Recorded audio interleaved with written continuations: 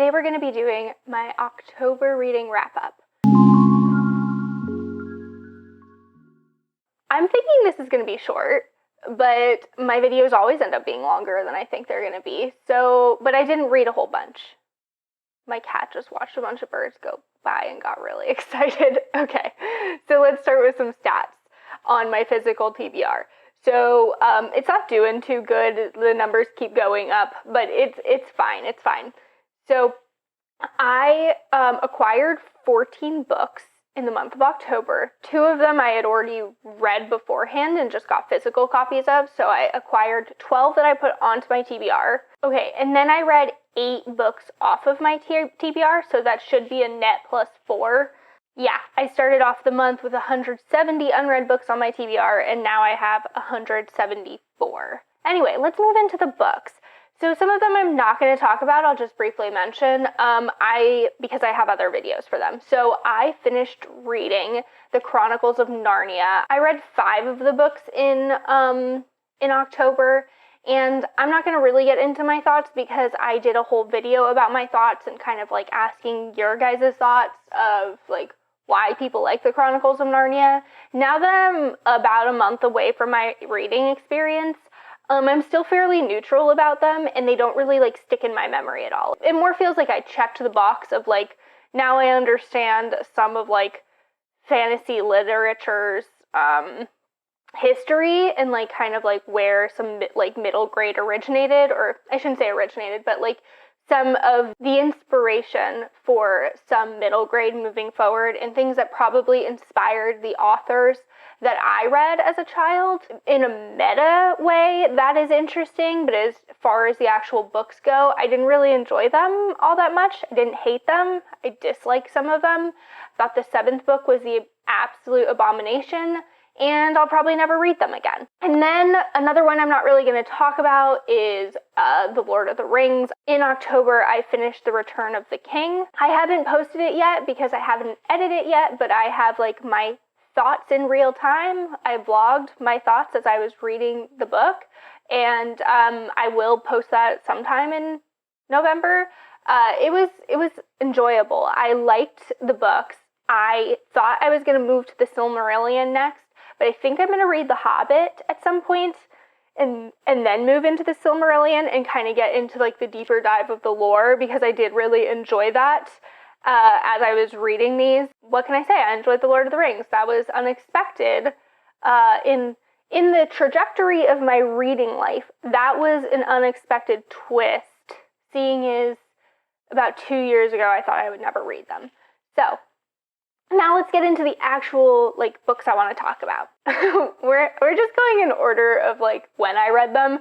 So the first one that I read is The Beast by Katee Robert, which is a erotica, like, BDSM novella. It is in the Wicked Villain series, which is essentially Disney characters in a gritty city having aged up, age appropriate, having a lot of sex. So this one is inspired by, it's the 4th one in the series, and it's inspired by the characters of Gaston and Belle and the Beast.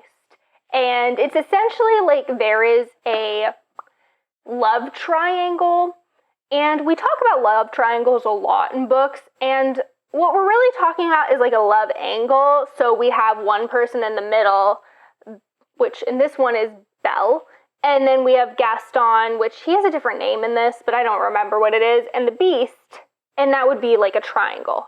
But what they do in this book is they enter into like a 2-week pact of like they get to both dom her, and then they close the triangle. So it becomes like a true love triangle. Surprisingly, out of all of the 4 books, I enjoyed this one the most. I found the plot to be more interesting because at this point you've seen the Beast and the Gaston character quite a bit in the first 3 books, so you kind of know some of the things that have been happening with them, and so you get more more plot, I guess, and more building of characters and like circumstance, and like there's just more going on than the sexual relationship in this. But yeah, it's like I've said before with these, they are BDSM. There is like non-con in here, so like if you're not into those things, definitely don't read this. But I'm enjoying just like plugging through that series as I need kind of like a palate cleanser. How you like to use romance and like other genre fictions to kind of cleanse the palate before jumping back into literary stuff. Let's see. Next thing I finished is Brown Girl Brownstone by Paule Marshall. I did this as a buddy read with Scott from Gunpowder Fiction and Plot, and this was a little bit different than what I was expecting of it based on the synopsis on the back. So essentially it is a coming of age written in 4 parts about a girl who has Barbadian parents who have immigrated from Barbados, and the mother is like wanting to live the American dream, and the father is kind of like doing his own thing and like has dreams of going back to Barbados, and isn't really like committed to building them up in the way that the mother does.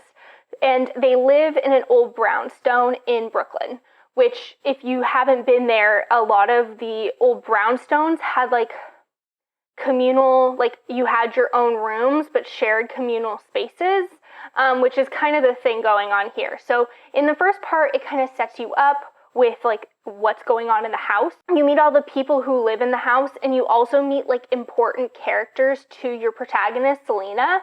And you kind of just like set the scene, and it's really not about Selena at all. There's this kind of plot line with land in Barbados that the father gets, and kind of things go from there.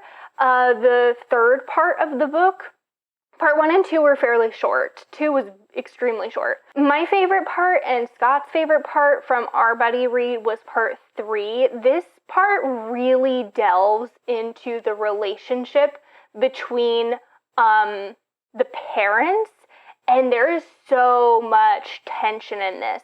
And then in the 4th part, you really start to see Selena age up. She becomes like a teenager and a college student, and you get to see her become her own person. In the first 3 parts, in the majority of the book, she is very much like, you're really just seeing her through her relationship with others and through how people perceive her and treat her, and you don't really know her as like a full character.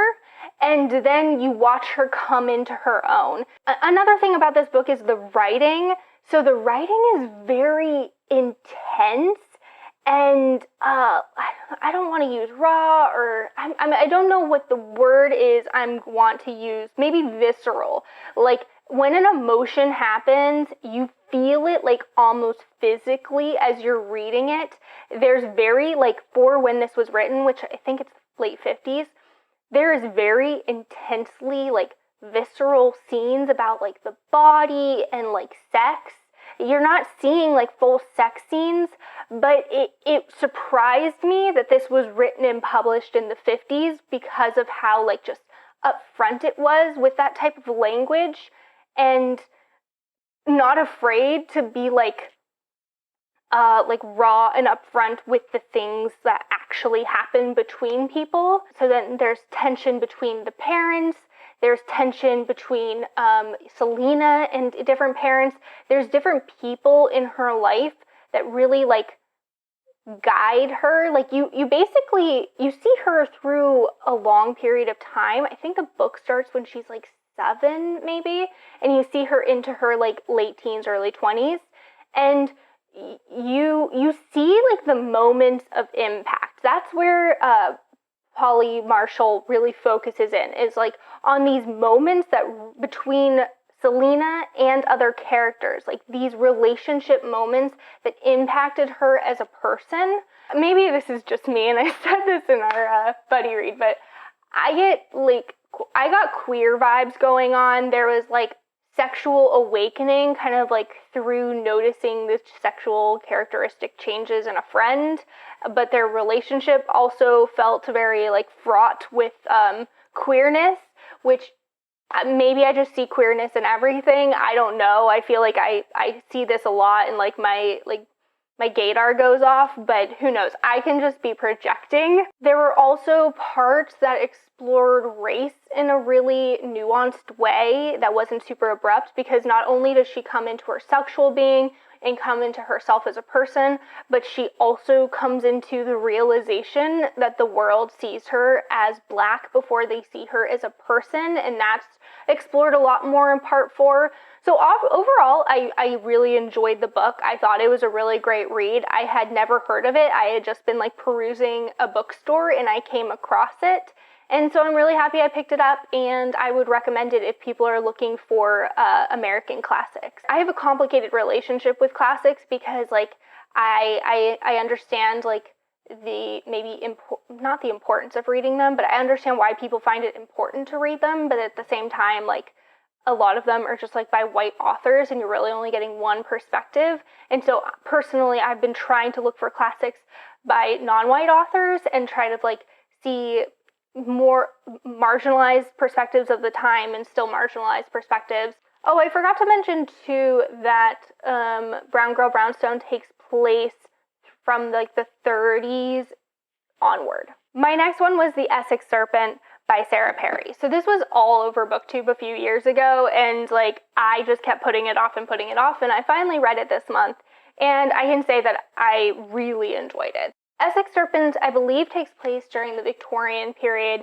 and it's essentially about this woman who becomes widowed very early on in the book and, gets to like be her own person out of it. She had been married since she was very young, and she was very stifled by the relationship. It was an abusive relationship. She has a son who I think you can read as autistic, and although it's never like said on the page, and it's about her kind of exploring her passions of science and going and like trying to hunt down in some capacity this Essex Serpent, but it's not really about that. It's about her relationships with people along the way. She meets a pastor and his wife, and they develop an interesting dynamic. She has a friend who is a doctor. They call him the Imp, so just like keep that in mind. that they use the language they would have used at the time. Who is like a really well-renowned doctor. His friend, who is like a wealthy man who became a doctor basically to have something to do. Cora, the main protagonist, her, what is that called? Like when rich women have just like a woman who lives with her who kind of does things for her but is also her companion. I guess just her companion that she pays. And then like another couple that's wealthy that they kind of know from London but also know in Essex, and that it's all of their dynamics. And the book is really at the heart about a bunch of people who feel very real and all have interesting flaws, and it's how their relationships develop, how they use each other, how they get used, how like some have unrequited love and some have love that they need to kind of hide. And it's all of those dynamics, but there's also the town, that Old Winter that she's in for a lot of the book, and like the relationship with the town and the people there. There's a lot of talk about faith versus science, and can they live in harmony. There are so many letters in this, so it's broken up by month, and at like the beginning of end of each month, there is like letters that are being written to each other. And I'm not much of an epistolary novel type person. Like it's never done much for me in the past, but I loved these letters in it. Like those are some of my favorite parts. And there's this one letter that someone writes to Cora about her actions towards another person. And it is, I was driving home from work when I was listening to this, and like my jaw was dropping because he was being so courteous in the way he was saying things, but he was letting her know she fucked up hard. And just the way it was written, I was I was having like an emotional reaction, which I know a lot, like, that's like, yeah, you were reading a book, you have emotional reactions. I don't really have emotional reactions where I start to feel the emotions of the characters very often. Like, I notice the emotions of the characters and the dynamics, but I don't feel them like I did. And it was just great. So yeah, I can't believe I put that book off for as long as I did. I absolutely loved it, and I highly recommend it. So the next two books I technically finished in November, but I read most of them in October, and it's just not going to work with my wrap-up for November, so we're just talking about them now. The first one is The Midnight Library by Matt Haig. This is very hyped, and unfortunately for me, it is very overhyped. So it's essentially about a woman who, I don't remember her name, she commits suicide, and she ends up in like a purgatory type thing, which is the Midnight Library. And it's basically like every life she could have lived. It's like the concept of like multiple universes, like every action you make, the fact that I move my hand one way here and I moved it in a different universe with my left first, splits reality, and you have multiple universes. And every decision she's made could have led to a different universe, and she can pick a book out and like live in that life and decide if she wants to live within it or not, and if it doesn't work, she kind of falls away from it. It's about like the grief that she has about things, and you know, the regrets that she has, and her kind of coming to terms with those regrets through living through these other lives. This book fell apart for me for a few reasons. One of them was that it's hard to write something like this where you're writing someone in and they have no fucking clue what's going on because they're getting dropped into a parallel universe of their life, and they're just taking over this life for themselves. And every single time people were like, you're acting a little weird, but they were totally okay with info dumping on her. It's hard to get around that, but it was just very repetitive, and the fact that we were constantly getting info dumped. And like, yeah, that took away from the experience because I was like, I could feel what the author was trying to do, and it wasn't really successful. The other thing is that it was a little too sappy for me. Like, I didn't have to read the book to know what the ending was going to be. I knew what the ending was going to be very quickly because it was about her learning to love her own life. Like, that was the whole purpose of the Midnight Library. So knowing that, you could kind of just guess very early on what is going to happen.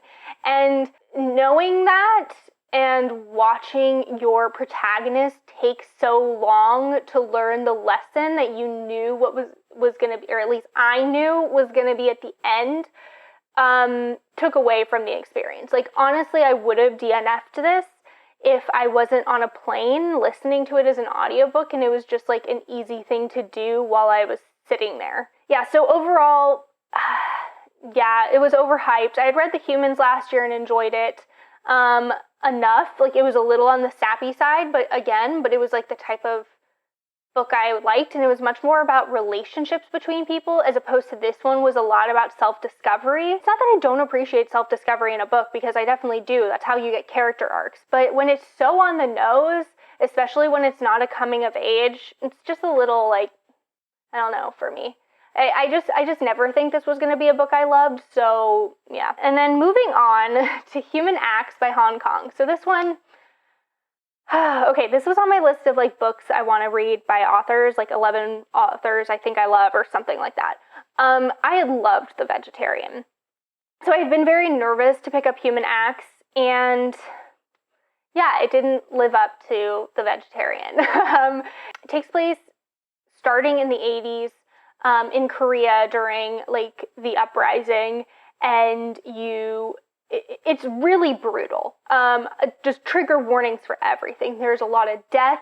There is like very heavy descriptions of like decaying bodies, and there's like child death. There's assault. Like there's so much in this book. Like, it is a heavy book. It's like connected short stories, kind of. So like, you kind of are going forward in time, and they kind of all connect back to each other.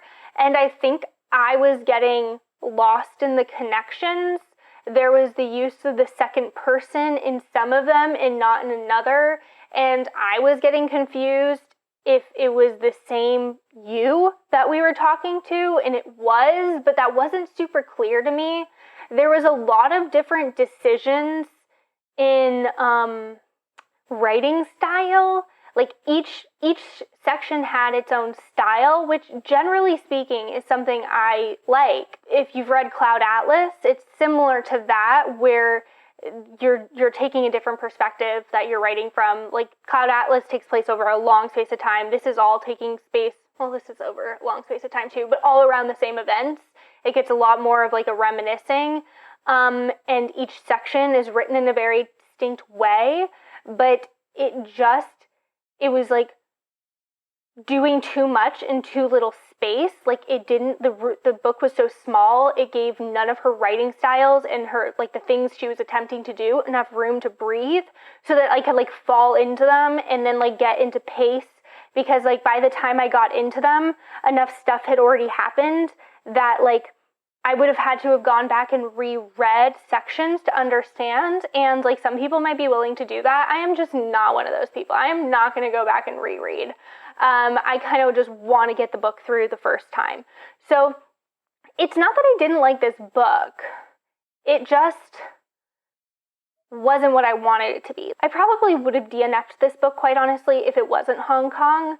And I didn't think like it was going to be great in the end. I was just not invested. It took me like over a month to read it, and it is a small book.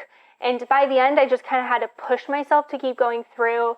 And that might have been the detriment with it. I really feel that this book would probably be better if you read it very quickly, because there's definitely character crossovers between sections that I was like missing. If you are going to read this book, I would recommend writing down character names and like for like the main character of each section and some like main-ish characters, and writing down who they are and like what section they're from, because there are sections in like later chapters where it's called like the photographer or something like that, and you've met them before like a few decades ago, but they were like a minor character, so I didn't know I had to like memorize their name and their relationship to everyone.